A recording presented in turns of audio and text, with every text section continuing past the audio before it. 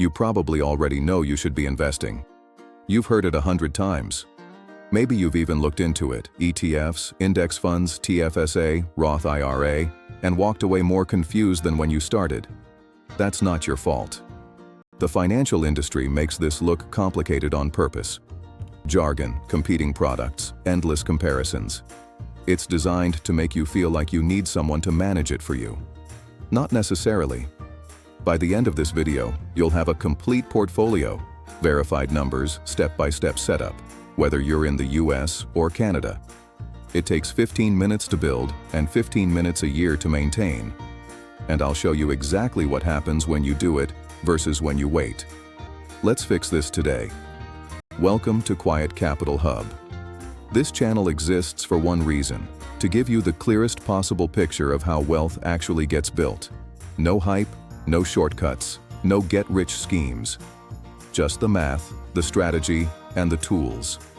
In today's video, we're covering the most powerful beginner investing framework that exists. 3 funds. 1 annual checkup. Applicable whether you're in the US or Canada. And we're going to prove, with real numbers, exactly why it works. Stay until the end, because we're also going to show you what happens when you add one more layer that most beginners completely ignore. It's the difference between $600,000 and $745,000. Here's what most beginners actually do. They open an account. They Google best stocks to buy right now. They end up with 15 random picks, a bank, a tech stock, something their uncle mentioned at dinner. Then the market dips 15%, they panic and sell everything, and they underperform the index by a mile. There's data on this. The S&P 500 has returned about 10% a year over the last 20 years. The TSX has returned about 8%. But the average retail investor? Roughly 2 to 3%. Why?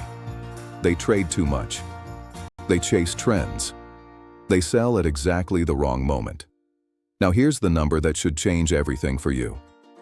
90% of actively managed funds, run by professional analysts with Bloomberg terminals and teams of researchers, fail to beat a simple index fund over 15 years. 90%. So if the professionals can't do it consistently, what chance does stock picking give you? The answer is a portfolio so simple it almost feels like cheating. 3 ETFs. 1 for your home market. 1 for the rest of the world. 1 for stability. That's it. Before we get into the specific tickers, let me show you the architecture. 3 buckets. Bucket 1, your home market. For Canadians, that's Canadian equities. For Americans, that's US equities. Roughly 30% of your portfolio. This is your anchor, the companies you know in the currency you earn. Bucket 2, the rest of the world. This is the largest slice, 50 to 60%. Because here's a fact most beginners don't know. Canada is about 3% of the global stock market. The US is about 60%. If you only invest locally, you're missing most of what's out there. Bucket 3, bonds. The boring part that saves your portfolio when everything else falls. 10 to 20% depending on your age. We'll break down the exact formula in a moment. Fund number 1. If you're Canadian, this is VCN, Vanguard FTSE Canada all cap. 1 ticker and you own roughly 180 Canadian companies. The big banks, RBC, TD, Scotiabank. Energy companies like Enbridge, Shopify, Canadian National Railway. Everything in 1 click. If you're American, this is VTI, Vanguard Total Stock Market ETF. 1 ticker, over 3,500 US companies. Apple, Microsoft, Amazon, down to the smallest publicly traded firm in the country. Why anchor in your home market? 2 reasons. Currency stability. Your investments are in the same currency as your income. And tax efficiency. Canadian dividends get preferential tax treatment inside a TFSA or non-registered account. American dividends inside a Roth IRA avoid US withholding tax entirely. Target allocation, 30%. This slice stays constant across your entire investing life. It doesn't change as you age.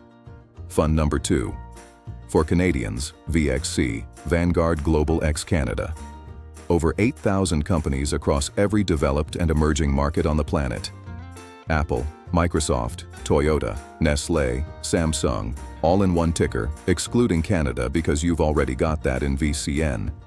For Americans, VXS, Vanguard Total International Stock, or simply VT, Vanguard Total World Stock, which bundles both US and international in one fund if you prefer to simplify even further. Here's the number that makes this non-negotiable. Canada is 3% of global market cap. The US is about 60%. Europe, Japan, and emerging markets make up the rest. If you skip this fund, you're voluntarily locking yourself out of 97% of the world's publicly traded wealth. This is your biggest slice, 50 to 60% depending on your age. And it's the engine of long-term growth. Fund number 3. For Canadians, ZAG, BMO Aggregate Bond Index. For Americans, BND, Vanguard Total Bond Market ETF. And yes, I know, bonds sound boring. They're supposed to be boring. That's the entire point. When the stock market drops 30%, and at some point in your investing life, it will, your bond fund barely moves. It's the cushion that stops you from making the worst investing mistake of all, panic selling at the bottom. Here's the formula. Take your age and subtract 20. That's your rough bond allocation. If you're 25, you want about 5 to 10% in bonds. If you're 40, about 20%. If you're 55 and approaching retirement, 30% or more. As you age, you slowly shift from the growth engine to the stability cushion. One more note. Bonds are actually paying real yield again for the first time in a decade. ZAG currently yields around 4 to 5%. BND around the same. You're not just holding cash, you're getting paid to be patient. Now let's put it all together. Here's exactly what your portfolio looks like at every stage of life. At 20, 30% home market, 60% global, 10% bonds. You're young, you have decades of runway, you can absorb volatility. Heavy on growth. At 30, 55, 15. You've started building real assets. Slightly more stability. At 40, 30, 50, 20. The midpoint. Half your life in equities, a meaningful cushion in bonds. At 50, 30, 40, 30. You're a decade from retirement. Preservation starts mattering more than growth. Notice what never changes. That 30% home market anchor stays constant. The only thing that moves is the balance between global stocks and bonds. Global goes down, bonds go up. One portfolio, adjusted slowly over a lifetime. Now let's go back to Sarah and Marcus and see exactly where that gap comes from. Sarah invests $500 a month, every month, without fail. 3 ETFs, 8% average annual return, 30 years. She contributes $180,000 total. Her portfolio grows to $745,180. $565,180 of that is pure compound growth, money her money made. Marcus waits 2 years to figure it out.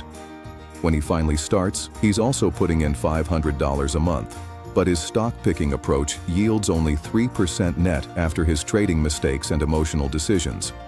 He invests for 28 years instead of 30. He ends up with $262,788. The gap, $482,392. Created by 2 years of hesitation and a strategy that underperformed by 5 percentage points. Not bad luck. Not bad income. A bad system. Now here's the layer most beginners miss. Sarah's daughter Emma does everything Sarah does, but she adds one toggle: dividend reinvestment. DRIP. Every time her funds pay a dividend, instead of receiving it as cash, it automatically buys more shares. More shares generate more dividends. Those dividends buy more shares. It's a compounding loop, and it runs in the background without any action from Emma. Here's what DRIP does on a $100,000 portfolio over 20 years. Without reinvestment, your portfolio grows to about $360,714. With DRIP, all dividends automatically reinvested, $466,096. A difference of $105,382 from one toggle. In Wealth Simple, it's called DRIP. In Betterment and Fidelity, automatic dividend reinvestment is on by default. Takes 30 seconds to enable. Emma turned it on the day she opened her account. She has never touched it since. All right, here's how to set this up. 7 steps. 15 minutes. Step 1, open an account. Canada, Wealth Simple Trade, 0 commissions, TFSA and RRSP available. US, Fidelity, Schwab, or Vanguard directly. All free. Step 2, open the right account. Canadians, TFSA first. Americans, Roth, IRA. $500 a month fits inside the $7,000 annual limit. Step 3, deposit what you have. $100 or $1,000, the number doesn't change the strategy. Step 4, buy your tickers. Canadians, VCN, VXC, ZAG. Americans, VTI, VXUS, BND. Target allocation, market order, done. Step 5, enable DRIP. One toggle in account settings. Turn it on and forget it. Step 6, set up an automatic deposit. $50 a week compounds into something significant. The habit matters more than the amount. Step 7, calendar reminder. 12 months from today. Annual rebalancing. That's the entire maintenance schedule. Once a year, check your percentages. If VXC drifted to 65% instead of 55%, sell a little and top up your other funds. That's rebalancing, and it automatically forces you to sell high and buy low. Systematic. Emotion-free. 15 minutes. Everything else is noise. So here's the question. Are you a Sarah? Someone who sets up the system this weekend and lets it run? A Marcus? Someone who's still waiting until they fully understand before they start? Or an Emma? Someone who's already one step ahead with DRIP running in the background while they sleep? The difference between Sarah and Marcus wasn't talent, income, or luck. It was a Saturday afternoon and 3 tickers. $482,000. Built quietly. If this gave you clarity, hit subscribe. Every week on this channel, we break down exactly how wealth gets built. No hype, no shortcuts, just the system. Next video. Is it worth paying a robo-advisor to manage this for you? Or is the DIY approach always better? The numbers might surprise you. And after that, we go deep on TFSA versus RRSP, which account to fill first based on your income, and why the wrong choice can cost you $40,000 over a career. Thanks for watching. Wealth isn't loud.